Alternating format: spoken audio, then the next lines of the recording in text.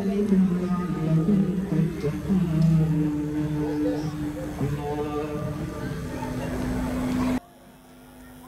سمع الله لمن حمده.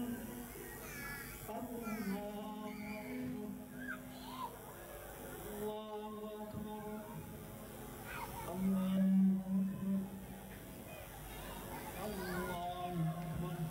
أكبر. الله أكبر.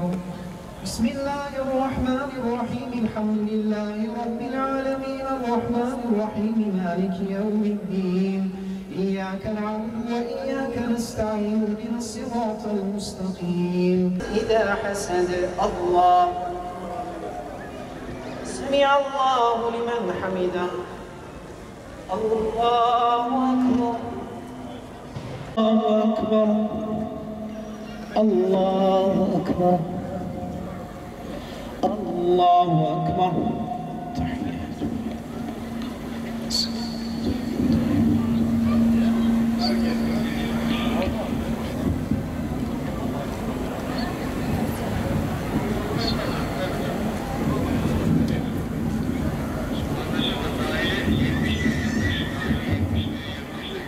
السلام عليكم ورحمة الله. السلام عليكم ورحمة الله.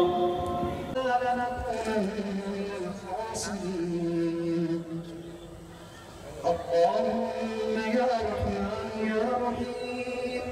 اللهم يا قهار يا جبار. اللهم إنك عفو كريم تحب العفو فاعف عنا.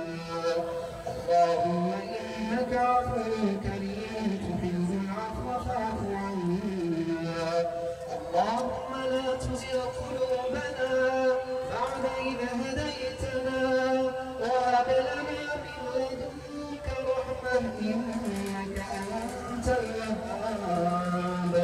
اللهم أفرغ علينا صبرا وثبت أقدامنا وانصرنا على القوم الكافرين. اللهم أفرغ علينا صبرا وثبت أقدامنا وانصرنا على القوم الكافرين. يا خالق كل شيء يا الله. اللهم انصر الإسلام وعز المسلمين. اللهم انصر الإسلام وعز المسلمين. اللهم أهلك الكفرة والمشركين أعداءك أعداء الدين يا رب العالمين. اللهم انصر إخواننا في فلسطين. اللهم انصر إخواننا في غزة. اللهم انصر إخواننا في قدس الشريف. اللهم أهلك العمالقة وإسرائيل.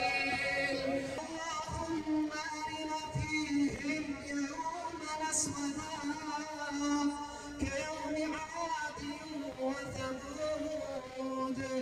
اللهم أرنا فيهم يوما أسودا كيوم عاد وثمود. اللهم زلزل الأرض تحت أقدامهم يا قهار. اللهم تقبل صيامنا وركوعنا وسجودنا. اللهم اجعل القرآن العظيم ربيع قلوبنا ونور صدورنا وجلاء همنا وحزننا. اللهم ربنا آتنا في الدنيا حسنة وفي الآخرة حسنة وقنا عذاب النار. آمين والحمد لله رب العالمين.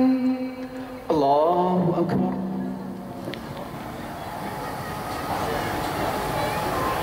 Allahu Ekber. Allahu Ekber. Allahu Ekber.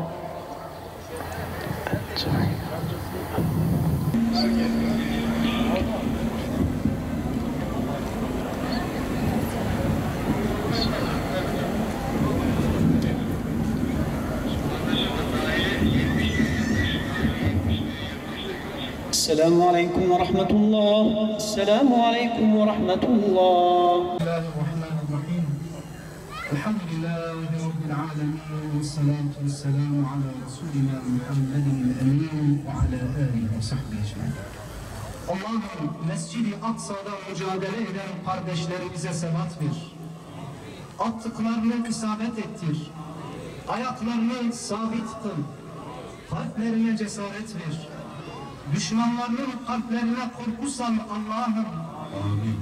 Yardımcısı olmayanların sığınağı olan Rabbimiz, Filistin'in çocukları için sana yalvarıyoruz. Filistin'in kadınları için senden yardım diliyoruz. Filistin'in yaşlıları ve Mescid-i Aksa için senden yardım diliyoruz. Ya Rabbi, şüphesiz Siyonistler haddi aştılar. Sen onların bozguncu olduklarını ve zalimliklerini daha iyi bilirsin. Rabbimiz onlar Filistin'de güven içinde yaşayan masumların kanlarını dökmektedirler. Ey her şeye sahip olan Rabbimiz, ey kimsenin kendisinin gücüne karşı durulmaz olan, ey bozguna uğramayıp bozguna uğratan, ey her şeyin elinde olduğu, ey her şeyin anahtarına malik, ey bir şey istediğinde ona ol demesi kafi olan, ey ilahlık iddiasında bulunanların Rabbi, sana çıkan hariç tüm kapılar yüzümüze kapandı. Tek umudumuz senin bize uzatacağın ip, yardımın, Filistin'deki kardeşlerimize destekleyişin ve onlara yardım edişindir. Allah'ım, ellerimizi sana açtık, zayıflığımız sana aşikar, acizliğimizi iyi biliyorsun. Allah'ım, kapında durduk, sana boyun eğdik, rahmetini umuyoruz. Azabından korkuyoruz ve senden yardım diliyoruz. Allah'ım, Siyonist düşmanlarını kahreyle, amin. Yaptıkları katliamlarında hile tuzaklarını başlarına çal. Amin. Planlarını başlarına geçir. Amin. Ve onları alemlere ibret eyle. Amin. Allah'ım, onları, işbirlikçilerini, destekçilerini ve işledikleri cürümlerde yardımcı olanları sana havale ediyoruz. Allah'ım, Filistin'deki kardeşlerimize yardım etmen için sana dua ediyor. Senden yardım diliyor ve sana niyaz ediyoruz. Müslümanların kalplerini onlara yönelt. Amin. Onları muzaffer eyle. Amin. Ve zulmü onlardan beri eyle. Amin. Allah'ım, Mescid-i Aksa'da fatihler olarak namaz kılmakla bizleri rızıklandır. Amin. Allah'ım, Mescid-i Aksa'dan yardımını esirgeme. Amin. Mücrim ve gaspçı Siyonistleri yerle bir et. Amin. Allah'ım, Mescid-i Aksa'yı muhafaza eyle. Amin. Mescid-i Aksa'yı Müslümanlara iade et. Amin. Mescid-i Aksa için ihlaslı eller hazırla. Amin. Allah'ım, Filistin ehlini, Kudüs ehlini, Aksa'yı ve Aksa ehlini muhafaza eyle. Amin. Müslüman kardeşlerimizin kalplerini Beytül Makdis ve çevresinde birleştir. Amin. Onlara sabırlar ihsan eyle. Amin. Ayaklarını sabit kıl. Amin. Ve Siyonist işgalcilere karşı onlara yardım eyle. Amin.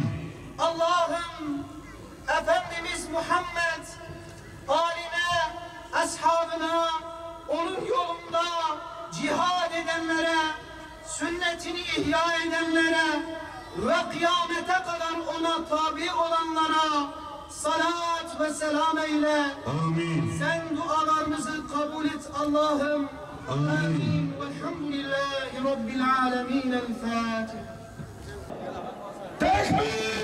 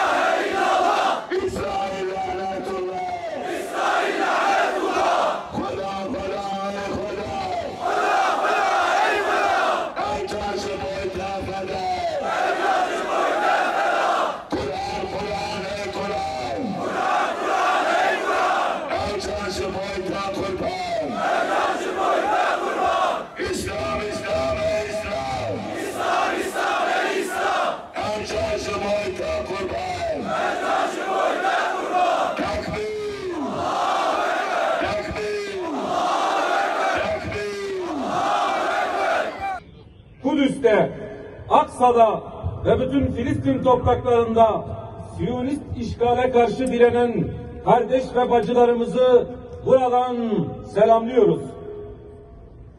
Mekan olarak yanınızda böyle olmadığına tarih şahittir. Siyonist rejimle kurulacak her türlü ilişki Kudüs davasını yalnız bırakacak ve zayıflatacak. Aksa'ya yönelik saldırıları artıracak, işgal ve talanın genişlemesiyle sonuçlanacaktır. Bunu hiçbir Müslüman kabul etmemelidir.